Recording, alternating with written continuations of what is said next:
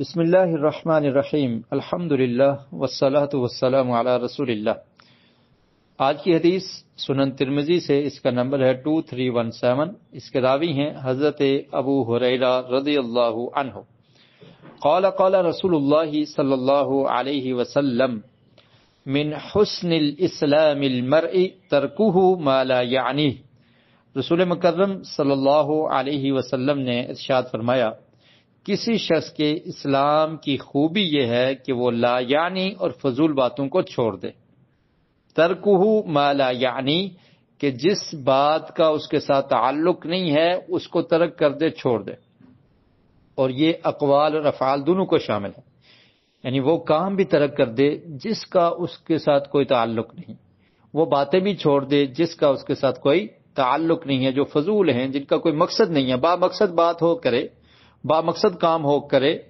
جو فضول کام ہیں، بے مقصد کام ہیں، بے مقصد باتیں ہیں، ان میں اپنے وقت کو ضائع نہ کرے،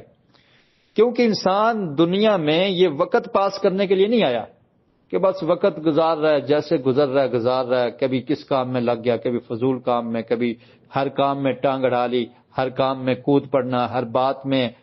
خود سے کود پڑنا جو با مقصد نہیں ہے، بے مقصد کام ہیں، ان میں مشغول اور مصروف رہنا، یہ اچھے انسان کی اور اچھے مسلمان کی علامت نہیں ہے، کیونکہ انسان با مقصد زندگی گزارتا ہے، اور انسان کے زندگی گزارنے کا ایک مقصد ہے، اور وہ مقصد کیا ہے؟ اللہ تعالیٰ کی عبادت۔ تو وہ کام کرے جس سے رب خوش ہوتا ہے، جس سے اللہ کی رضا حاصل ہوتی ہے، جس سے انسان کی آخرت بہتر ہوتی ہے، اور جو کام اس کو آخرت کی بہتری میں رکاوٹ پیدا کر رہے ہیں یا اس کے نامہ اعمال میں جو برائیاں شامل ہونے کا اندیشہ ہے تو ان کاموں سے دور رہے۔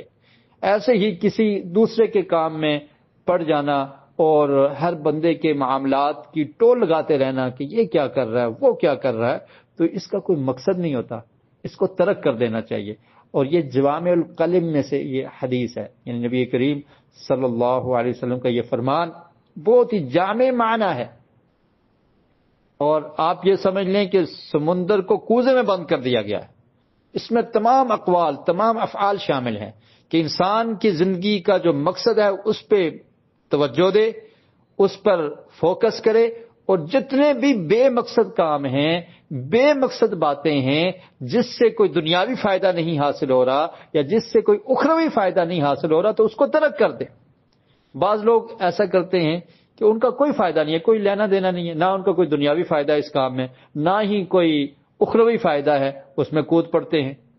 اور اس میں اپنا وقت ضائع کر دیتے ہیں، وقت برباد کر دیتے ہیں، تو یہ اپنا نقصان کر رہے ہیں۔ اس نقصان سے بچنے کا طریقہ یہ ہے کہ انسان ہمیشہ اپنے ہدف کو، اپنے مقصد کو سامنے رکھے،